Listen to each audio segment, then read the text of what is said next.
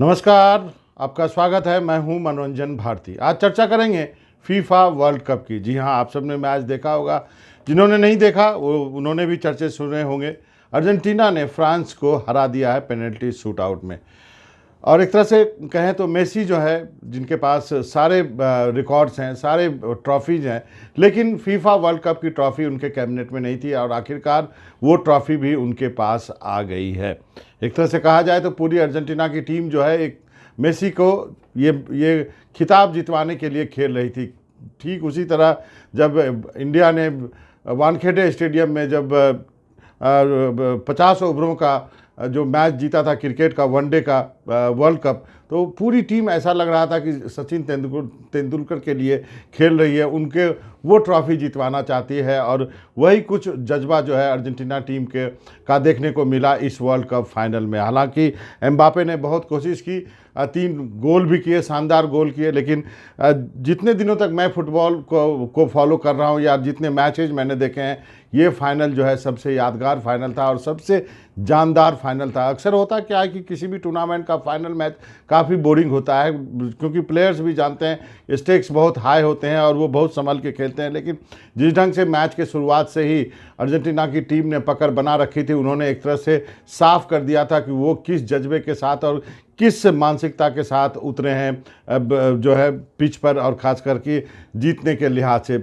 सबसे बड़ा अंदाज़ा आया कि एक आउट ऑफ सिलेबस क्वेश्चन आ गया था फ्रांस के लिए, जब डी मारिया को जो है प्लेइंग 11 में जगह दी थी। और कोच जो है वो खुद 44 साल के हैं, अर्जेंटीना के प्लेयर्स से ज़्यादा उम्र उनकी है नहीं, लेकिन उन्होंने जो रणनीति बनाई, डी मारिया को लेफ्ट फ्लैंक में उतारा, और इसके लिए शायद जो है फ्रांस तैयार नहीं थी, क्योंकि डी मारिया को पिछले 2 मैचों में खिलाया नहीं गया था, उनको बेंच कर दिया गया था। और जो फर्स्ट हाफ में डी मारिया ने शानदार खेल का प्रदर्शन किया। एक तो उन्होंने पेनल्टी जीती और दूसरा जो उनका फील्ड गोल था वो काफ़ी शानदार था। और अर्जेंटीना करीब 80 मिनट तक लगा कि खेल को लेकर के निकल जाएगी, लेकिन उसके बाद कमबैक हुआ फ्रांस का, और उसके बाद की कहानी आपको पता है। पेनल्टी शूटआउट में गया और मार्टिनेज ने एक शानदार बचाव किया, एक जो है फ्रांस के ने बाहर मार दिया, और इस तरह से वो जीत गई, जो है अर्जेंटीना जीत गई। तो अब जो है मैं आपको थोड़ा रिवाइंड करके ले चलता हूँ वर्ल्ड कप के 28 दिनों का ये मेरा करीब 65 मैच, और आपको सबसे क्या क्या चीज़ आपको याद रहेगी इस वर्ल्ड कप के बारे में। एक तो आपको याद रहेगा कि मेसी ने ये वर्ल्ड कप जीता, एक तरह से श्रद्धांजलि थी माराडोना के लिए। और आप उस पेनल्टी को भी देखिए, जो पेनल्टी जो मेसी ने मारा है वो ठीक उसी तरह मारा है जो कि माराडोना ने पिछली बार जब अर्जेंटीना वर्ल्ड कप जीती थी, जब वो पेनल्टी से स्कोर किया था, ठीक उसी तरह से किया था। कई और सिमिलरिटी मिलेगी, लेकिन अन्य टीमों की बात कर लेते हैं।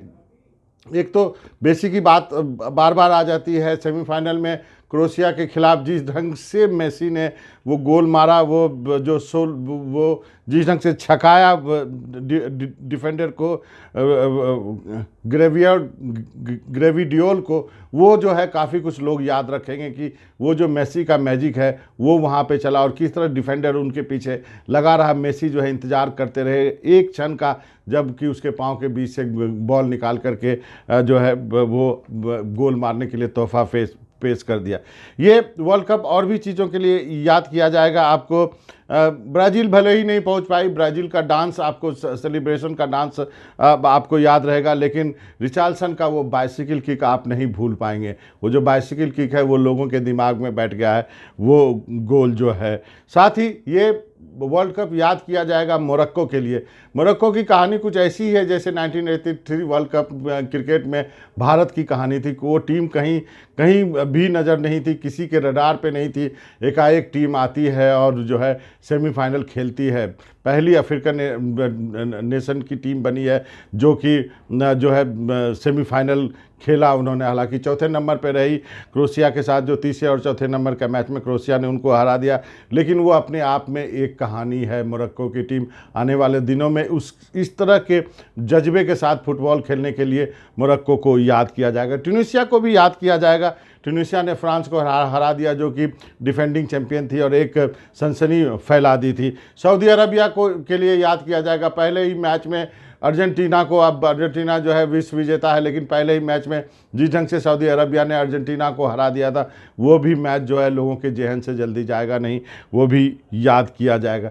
एशियाई देशों की बात यहाँ पे करनी पड़ेगी। हम यदि सऊदी अरबिया की बात करते हैं, हम यदि ईरान की बात करते हैं, तो हमें जापान की भी बात करनी पड़ेगी। जापान ने जर्मनी को हरा करके एक तरह से उनको बाहर का ही रास्ता दिखा दिया, और जापान ने बता दिया कि जो है किस तरह जो जज्बे के साथ जो यदि आप फुटबॉल खेलते हैं तो आप काफ़ी कुछ कर सकते हैं। उसी तरह साउथ कोरिया की भी बात करूंगा। साउथ कोरिया भी खूब लड़ी, हालांकि उनका ड्रॉ जो था वो थोड़ा टफ था, लेकिन आने वाले दिनों में ये दोनों देश, और जब अगला वर्ल्ड कप होगा तो टीमों की संख्या भी बढ़ जाएगी, 48 हो जाएगी टीमों की संख्या, एशिया से और भी टीमें आएंगी, तो अगला वर्ल्ड कप में आपको ये सब चीज़ें देखने को मिलेगी, कुछ और एशियाई देश आपको देखने को मिलेगा। ये वर्ल्ड कप याद किया जाएगा स्टीफेनी फ्रैपार्ट के लिए, जो कि महिला रेफरी थी, और उन्होंने जो है इस वर्ल्ड कप में पहली महिला रेफरी जो है वो देखने को मिली। और यही नहीं, पूरी जो टीम थी, एक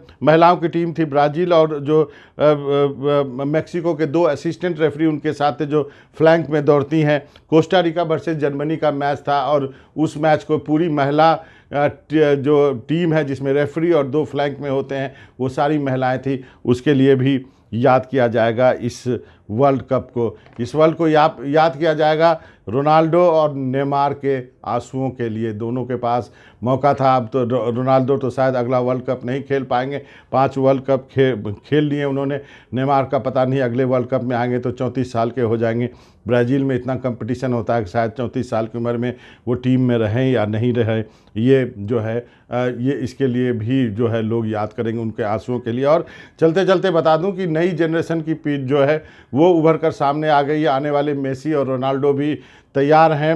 आपने एम्बापे को देखा है, वो आने वाले दिनों के सितारे हैं, लेकिन साका को आप कैसे भूल सकते हैं, इंग्लैंड के खिलाड़ी, उनको पेड्री को कैसे भूल सकते हैं, जर्मनी के मुसियाला को आप कैसे भूल सकते हैं, आप जो है अल्वेरेज को कैसे भूल सकते हैं, आप फर्नांडिस को जो अर्जेंटीना के प्लेयर हैं, इन सब को आप कैसे भूल सकते हैं। तो आने वाले दिनों में यही खिलाड़ी चमकेंगे। एक और जो है, जो फीफा के प्रमुख ने कहा है कि 2025 में जो है एक क्लब लेवल का भी वर्ल्ड कप जो है खेला जाएगा, और उसमें भी करीब जो है 25 से ज़्यादा टीमें होंगी। अभी वो जो है कॉन्सेप्ट लेवल पे है। तो आने वाले दिनों में काफ़ी कुछ फुटबॉल देखने को मिलेगा और कई सितारे आपको देखने को मिलेंगे। तो यही हाइलाइट्स थे फीफा वर्ल्ड कप 2022 के कतर से। मनोरंजन भारती को इजाज़त दीजिए। नमस्कार।